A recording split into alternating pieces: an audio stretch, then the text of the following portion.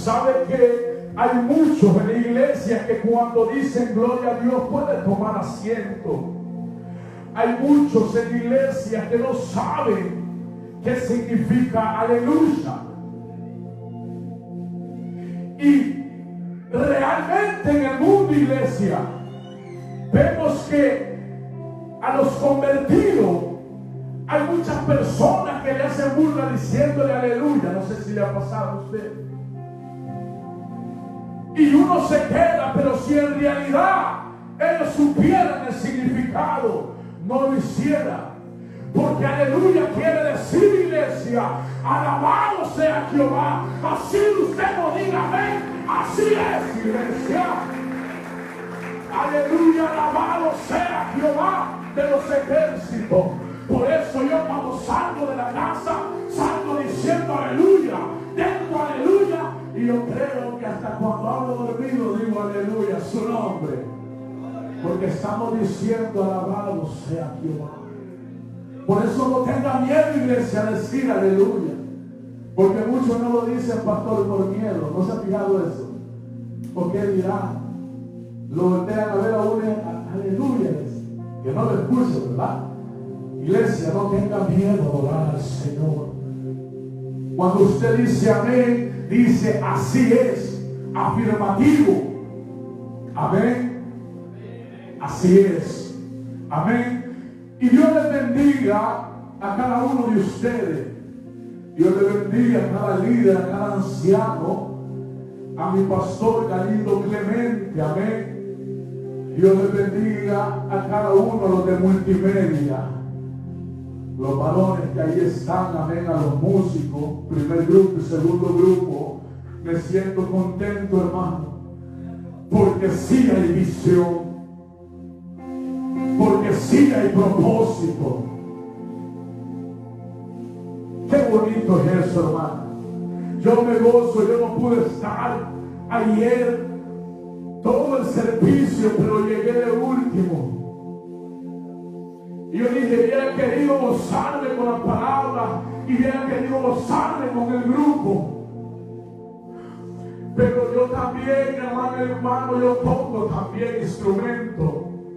Y tuve que estar en mi iglesia, pero nomás salí de mi iglesia, salí corriendo para el pastor Galindo. Y yo estaba gozándome también con ustedes. Grupo, sigan adelante. Que en ustedes no haya enemistades. Y justamente de eso se va a tratar el mensaje. Ministro formando ministro de Jehová. Yo quiero hablarle a los líderes hoy en esta hora.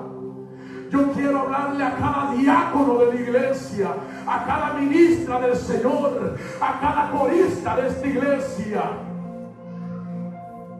a cada ministro que administra estos hermosos instrumentos.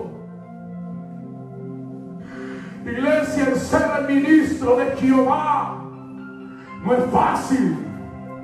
Oiga bien, iglesia, no es fácil.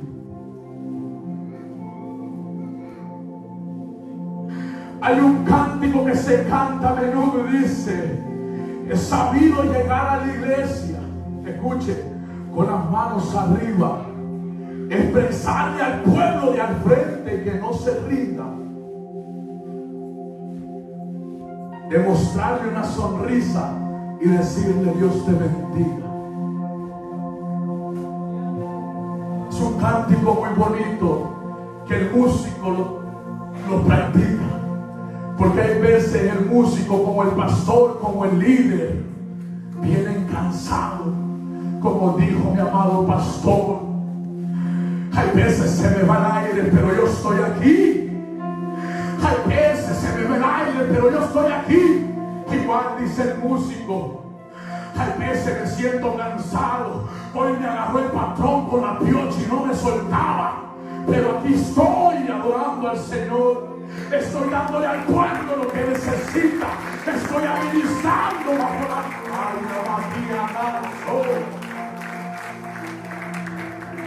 estos jóvenes que usted ve aquí, iglesia, se esfuerzan. Dijo una pastora, estos cuchumbos no se tocan solamente por tocarse. Estas cuerdas no suenan solo porque son cuerdas, no. Los dedos de ellos agarran callos, iglesia. Los dedos de ellos agarran callos. El baterista, no sé cómo anda la mano, tóquele la mano al baterista. Amén. Y por eso yo traigo un tema titulado hoy en esta hora: formación de ministros, formación de personas que el Señor busca. Escuche, el Señor las capacita, el Señor las levanta, el Señor las instruye. Y cuando hablo de formación de ministro, hablo con ministros que tienen madurez, hablo con líderes que tienen madurez. Y no crea que solamente porque usted vea a un líder alegre, no quiere que es decir que el líder no sea maduro. Cuando hablo de madurez, hablo de saber cuándo responder y cuándo no responder, cuándo hablar y cuándo no hablar, iglesia. Esa es la madurez de un líder, esa es la madurez de un ministro, porque dentro de la iglesia nos vamos a topar con situaciones donde nos vamos a quedar asombrados y donde si no hay madurez espiritual en un líder, puede responder mal a su nombre, puede ofender o puede herir con una palabra. Es la verdad. Cuando uno aprende a ser maduro espiritualmente, cuando a uno le exhortan, lo recibe. Y si algo el pastor Galindo a mí me administra y me aconseja es: diga, está bien, gracias. Si es así, diga gracias. Y si no es así, diga gracias. ¿Qué le cuesta? Gracias. Pero hay veces que la iglesia no gana y comenzamos a actuar por nuestro impulso. Diga conmigo: yo quiero ser un líder maduro, yo quiero ser un músico maduro. A su nombre. Yo quiero ser un diácono maduro. Cuando la palabra a mí me habla de Josué, me habla de Osea, de Joel, de Amós, de Abdías, de Jonás y todos los profetas, de Mateo, Marcos, Lucas, todos esos hombres tuvieron que ser forjados, iglesia, porque todos antes que vinieran al camino del Señor tenían un carácter fuerte. Pedro era pescador y tenía un carácter explosivo. Juan también tenía una vida antes que viniera el Señor, pero Juan terminó diciendo: amado. A su nombre.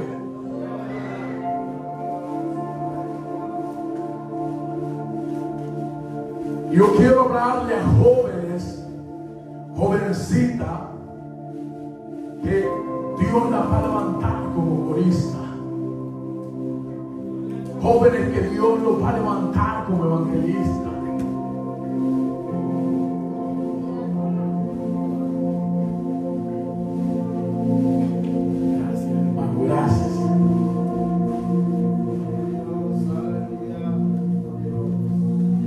Hablarle hoy. Muchos oramos, muchos cantamos, y déjeme decirle algo: hay que tener mucho cuidado, que cuando oramos, cuando cantamos, tenemos que visualizar con qué intención lo hacemos, porque hay veces, iglesia,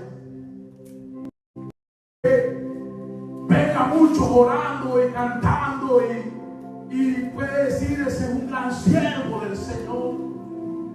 Pero déjeme decirle que eso no determina un ministro. Gócese el que hace esto, iglesia. Porque un ministro no se forma en la oración, porque es la fortaleza. Pero un ministro primero pasa proceso. Un ministro primero recibe golpes. Un ministro primero recibe insulto. Un ministro pasa por la tristeza, por el valle, porque un ministro no va a venir a cantar una canción o una alabanza de flores, amado. Si el ministro canta y adora al Señor, es porque ha conocido el valle de huesos secos, ha conocido la soledad, ha conocido los insultos, ha conocido a las personas que lo quisieron ver caer. Eso quiere decir que los ministros se forman. Porque qué fácil hubiera sido que le dijera: toma una corbata, toma un traje,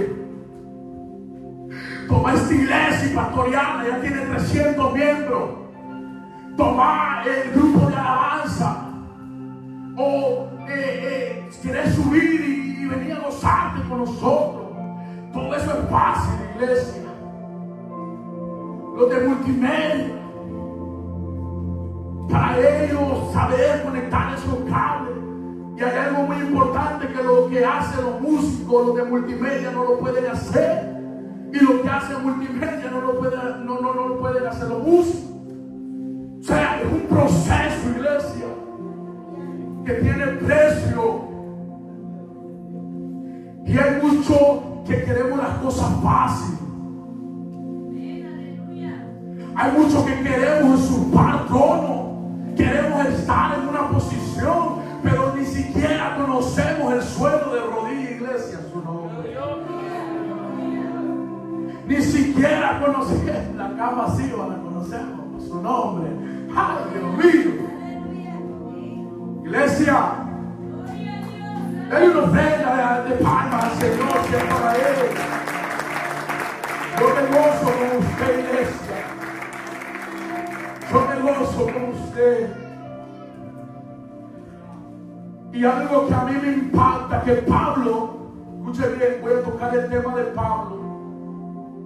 Pablo, apóstol del Señor Jesucristo, él escribe en una de sus cartas, dice lo siguiente: yo, siendo Pablo el apóstol, el menor de los apóstoles, dice, también partícipe de sus tribulaciones, partícipe de sus circunstancias, porque Pablo llegó a entender que aún él hacía todo allá cuando él era religioso. Déjeme decirle que Pablo nunca fue o estuvo alejado de Dios. Pablo nunca fue malo. Pablo lo que era religioso y era celoso. Es la diferencia. Pablo seguía a la iglesia porque según en su criterio él hacía lo bueno delante del Señor. Pero realmente Pablo vivía una vida contraria a la que Dios quería que él viviera. Entonces Pablo, cuando se convierte, Pablo se entera que todo lo que los discípulos habían padecido, que todo lo que los discípulos habían pagado simplemente por el hecho de predicar la palabra de Dios, Pablo dijo: pues yo también tengo que padecer lo que ellos han padecido. No me tengo que ir a poner en un lugar que a mí no me corresponde. Y Pablo lo hizo así. Pablo comenzó a predicar y Pablo se comenzó a dar cuenta que era sufrir por el Señor verdaderamente. Pablo llegó a entender que era golpes, ya lo que habían pasado los discípulos. Y dice que Pablo llegó un momento en una sinagoga donde se encontraban los discípulos, pastor, que el Señor Jesucristo había levantado, aquellos apóstoles que le había dado el poder para levantar paralíticos, sanar ciegos. Y dice que Pablo se asoma en una de esas sinagogas, se por misericordia Pablo no lo sacaron a patada, perdón la expresión, iglesia. Pregúnteme por qué. Porque a Pablo le tenían miedo. No creían que Pablo realmente estaba convertido. Pero Pablo inmediatamente se quería poner en una situación o en un puesto que realmente tenía que ganárselo. ¿Me está comprendiendo, iglesia? Pablo tenía que ganarse. ¿Sabe a dónde le creyeron a Pablo, iglesia? Donde vieron al pobre siendo bien cinchado, hermanos, por la palabra del Señor. Entonces dijeron los discípulos: unámonos a Pablo, porque hoy sí le creemos que sí sigue al Señor. Hoy sí le creemos que ha pasado el precio, que ha pagado el precio, que hoy sí viene de Dios. A su nombre, iglesia.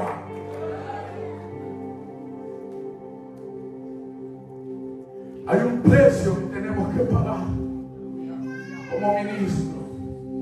Por eso, no se enoje cuando a un siervo usted lo vea que está siendo usado por el Señor.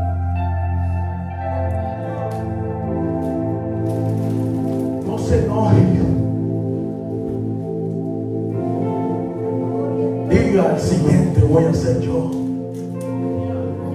Grupo de alabanza. Si el otro grupo lo hace muy bien, excelente. Queremos aprender a ser igual a ellos. Esa es la humildad y es la preparación. Y esto solo lo van a entender líderes humildes, ministros con humildad.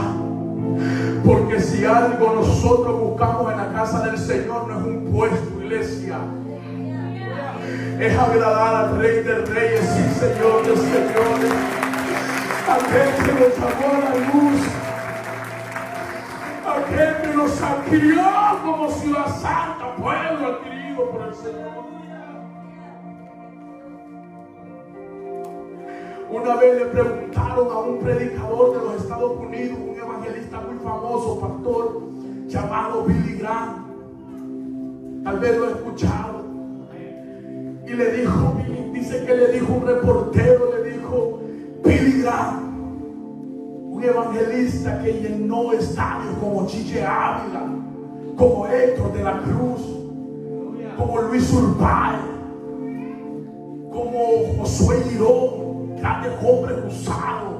Y dice que un reportero llegó y le preguntó: Billy Graham, ¿qué hiciera o qué pasaría si algún día te postularías para ser presidente de esta nación de los Estados Unidos? Un líder con sabiduría le contestó. Y escuche lo que le dijo Billy Graham. Le dijo: yo no me rebajaría hasta ahí. Oiga, yo no me rebajaría hasta ahí. Lo que le quiso decir es: porque haber conocido al Señor es más que jerarquías de gobierno. Haber conocido al Señor es más que un licenciado, es más que un presidente, es más que un puesto en la iglesia. Porque usted tiene que saber, iglesia, que la salvación que Él otorga no se compra con una licenciatura de esas que venden hoy en una universidad, con un título académico. Billy Graham le dijo fácil: yo no me rebajaría a ese nivel. Estaría yo cambiando al Dios que me dio la vida. Y esa es la madurez de un ministro. ¿Me está entendiendo, iglesia?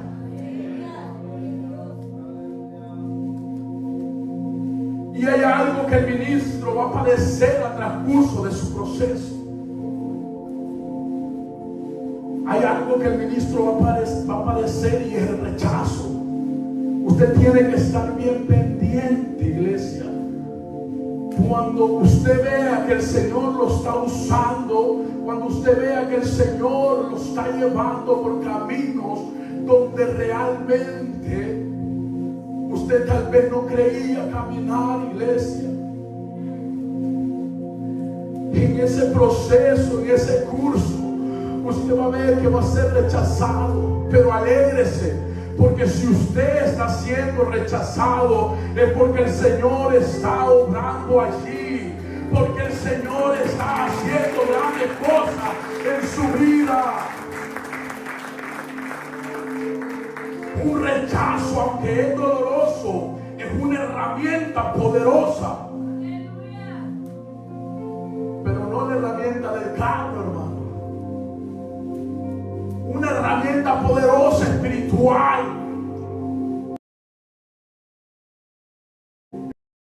El crecimiento personal y la redención de un ministro. ¿Qué es esa palabra? Resiliencia. Esa palabra quiere decir la humanidad, quiere decir ¿cómo se llama? ¿Cómo le puedo decir en pocas palabras? Se me fue, hermano. Es como se llama el potencial que tiene el humano de hacer tales cosas. Amén. El rechazo llega y nos levanta para que nosotros podamos avanzar. Hay veces que cuando tenemos una vida tan acomodada, no la tenemos acomodada y no podemos avanzar. Pero es necesario que lleguen las personas empujándonos, que lleguen las personas desanimándonos, para que usted diga: necesito hacer algo para moverme de este lugar, para avanzar, para proseguir.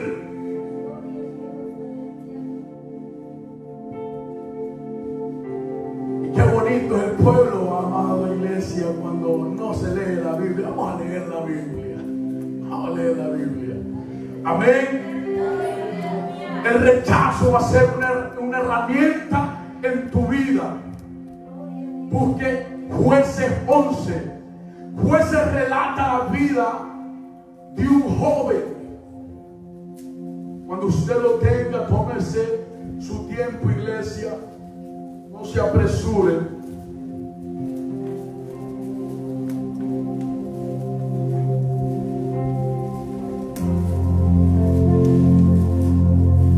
Ahí se queda, ahí sentadito, está bien, iglesia.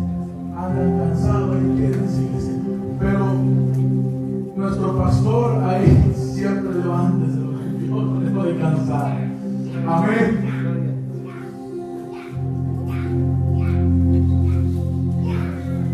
Lo tenemos.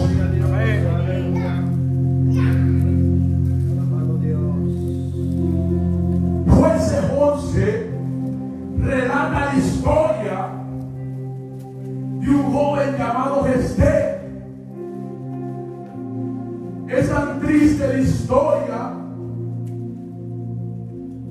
que Jefté tuvo que lidiar con el rechazo, aún siendo conocido por los brazos del Señor, porque dice la palabra del Señor que el Señor le dice a Jeremías: porque desde el vientre de tu madre te he elegido para profeta a las naciones. Quiere decir que todo siervo, usted y yo, antes desde el vientre de nuestra madre, fuimos tomados, fuimos conocidos para la alabanza del Señor.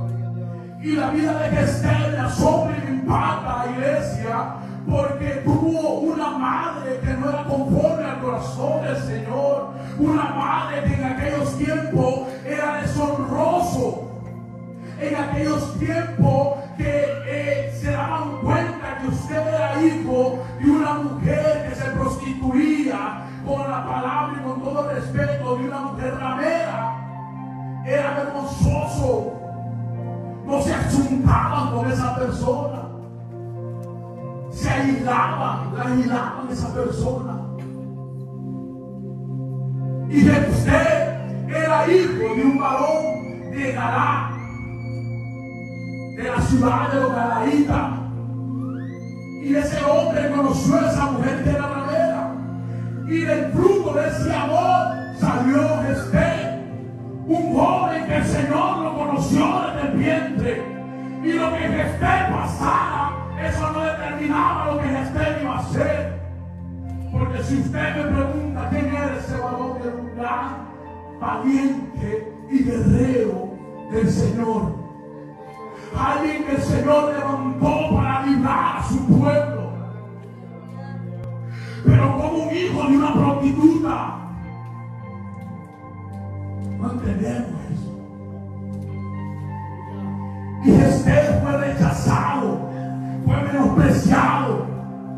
Pero hay algo que por Dios nunca fue rechazado, iglesia. Él no plega de palmas al Señor, sino de identificado con Esther.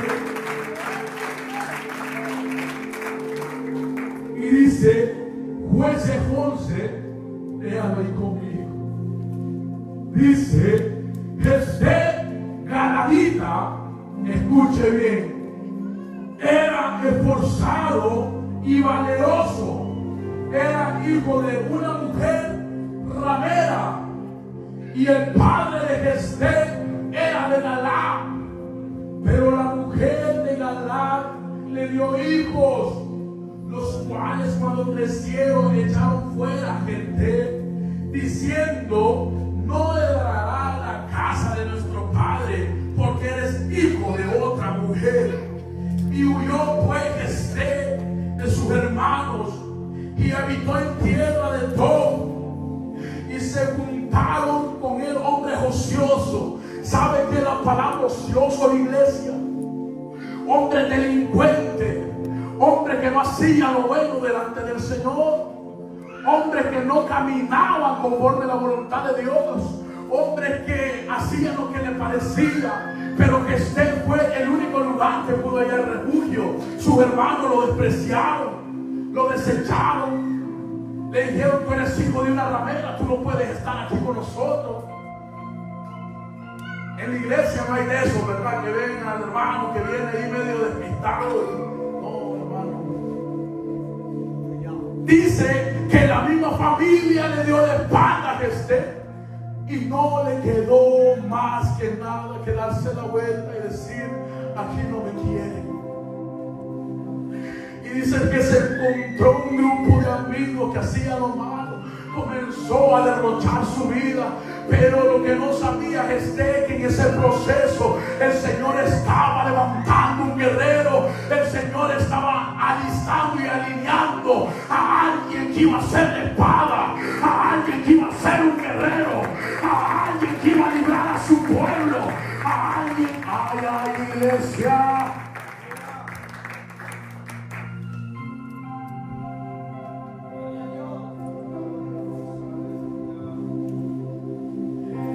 Dice que ese varoncito no le quedó más lugar que en un grupo de amigos que no hacían, robando andaban, hermano. Le robaban las gallinas a la vecina, pero ellos andaban ahí.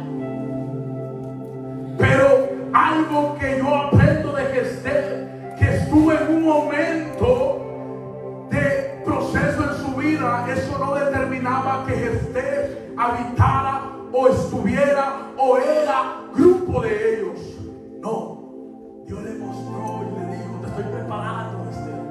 Y aquellos que te rechazaron, aquellos que te dieron la espalda, te van a necesitar algún día. Tal vez tu mujer te ha sentido rechazada por alguien, por tu familia, por tus amigos, por tu trabajo. Porque el ser cristiano en muchos trabajos es como que somos estorbo. Pero aquellos que te dieron la espalda, aquellos que te rechazan, va a haber un momento que te van a necesitar. Porque ha visto siervos que los han rechazado de gente que no cree en el Señor, y ha tocado cánceres a esa familia. Y llega aquel que rechazaron y pone la mano y dice: en el nombre de Jesús, que la sana, y el cáncer desaparece. Y enseguida dice la familia: wow, pero ¿qué fue esto? Eso fue el poder de Dios, en que muchos no creyeron.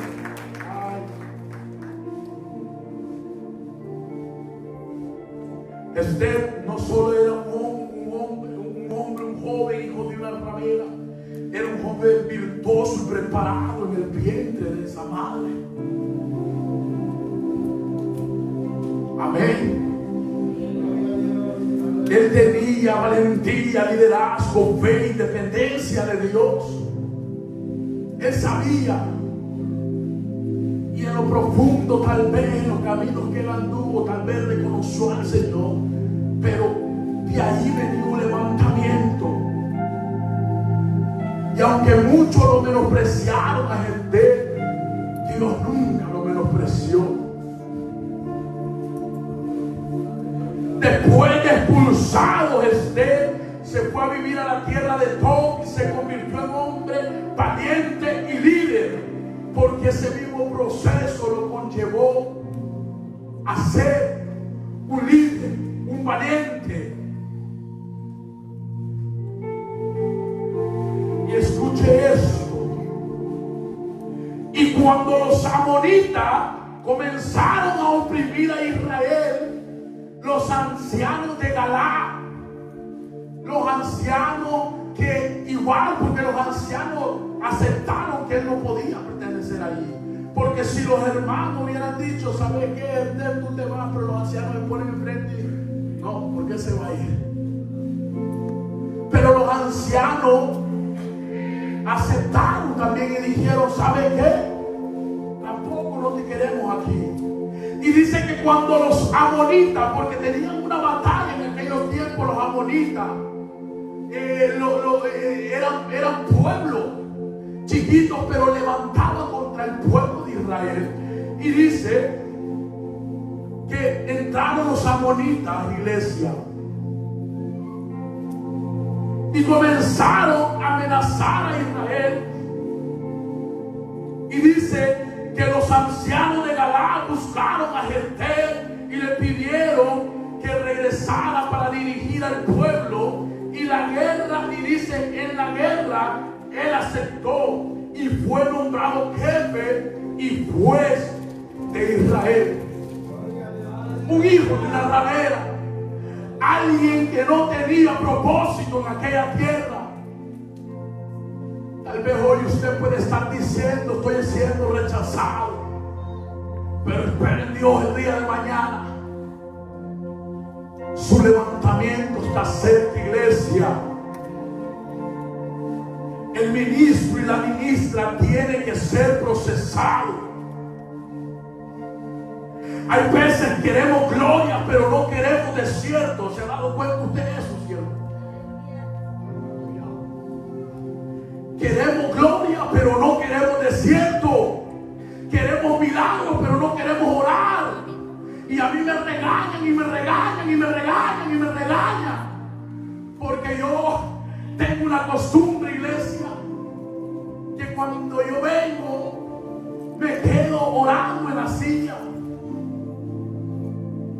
Me dice mi pastor Rosalío, me dice, hijo, pero cuando sea el culto usted tiene que alabar al Señor. Cuando sea adoración usted tiene que orar al Señor. Pero hay algo que Dios a mí me ha enseñado y que a mí me ha puesto en mi corazón, es meterme en intimidad con Él mientras yo esté con vida, iglesia.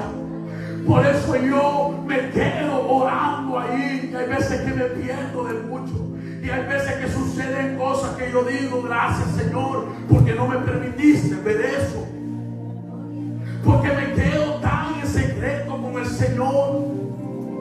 Hay veces, hermano, y lo voy a testificar para vergüenza mía, hay veces que sí me agarra el sueño, iglesia, cuando estoy ahí. Pero actúo rápido. Y digo, no, diablo, no me va a vencer. Y me quedo en secreto. Entonces, queremos gloria, pero no queremos gloria, pero no queremos proceso. Queremos ver la sanidad, los milagros, los prodigios del Señor, pero no le entregamos ni siquiera 10 minutos de oración. Yo estoy hablando con líderes. Yo estoy hablando con ministros. Yo estoy hablando con corista, con siervo.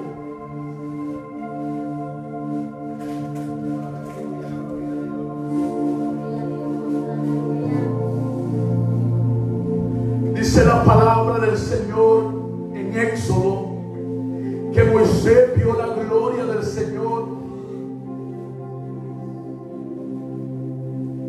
Moisés vio la gloria del Señor.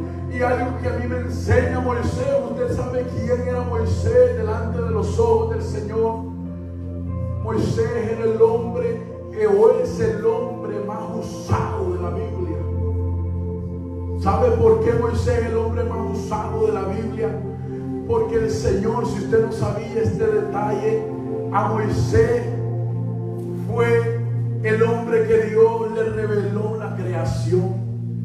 Fue Moisés que vio y Moisés comenzó a percibir cómo Dios le ponía la costilla, escuche bien, del hombre a la mujer. Moisés vio cómo el espíritu se movía sobre la faz de las aguas. Moisés vio cómo creaban las grandes lumbreras. Entonces Moisés fue el hombre más usado de la Biblia. Pero con todo y eso Moisés tuvo que ser formado en carácter.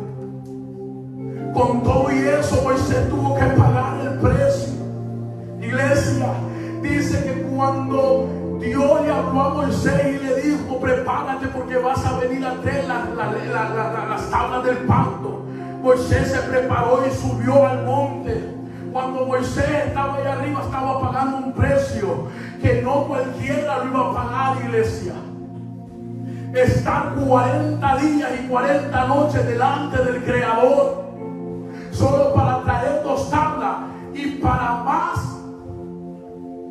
Dice que cuando baja ese hombre ve el becerro, y dice que cuando ve el becerro comienza a temblar de cólera, y dice que quiebra las tablas. Y el Señor le dijo: no, Moisés, ya no te necesito, ya no te quiero, realmente no. Dios lo animó y Dios le dijo: dale, Moisés. Y dice que se puso a platicar con el Señor. Dios quería matar al pueblo de Israel, y ese es el precio que Moisés pagó para ver la gloria del Señor. No los mates, déjalo vivo, que van a decir que lo trajiste para matar. Mejor subamos una vez más, hagamos otra vez 40 días y 40 noches. Sí, me duelen las rodillas, pero yo quiero ir una vez más. Y Dios le dijo: muy bien, Moisés, vamos a subir de nuevo. Dice que Moisés subió 40 días y 40 noches, siendo en total de 80 días de pura rodilla.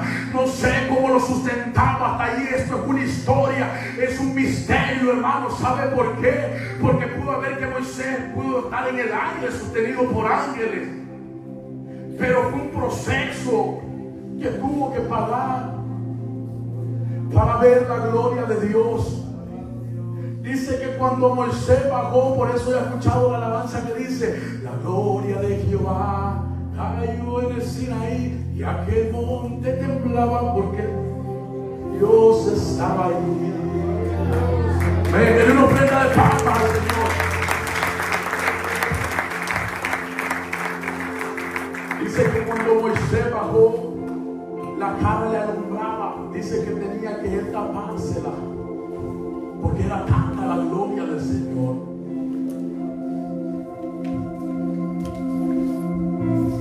La gloria tenemos que alcanzarla, iglesia,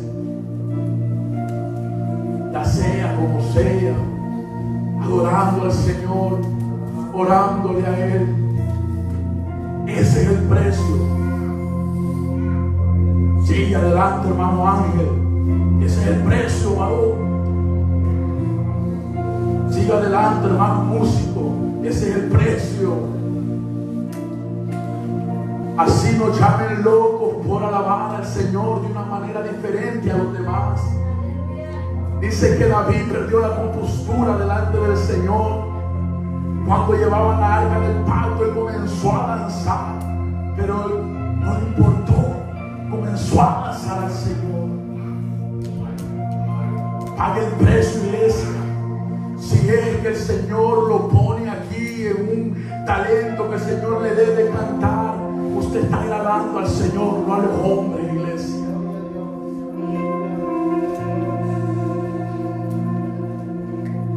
Dios formó el carácter de Moisés, lo formó como profeta, lo formó como líder, lo formó como ministro y lo formó como guerrero.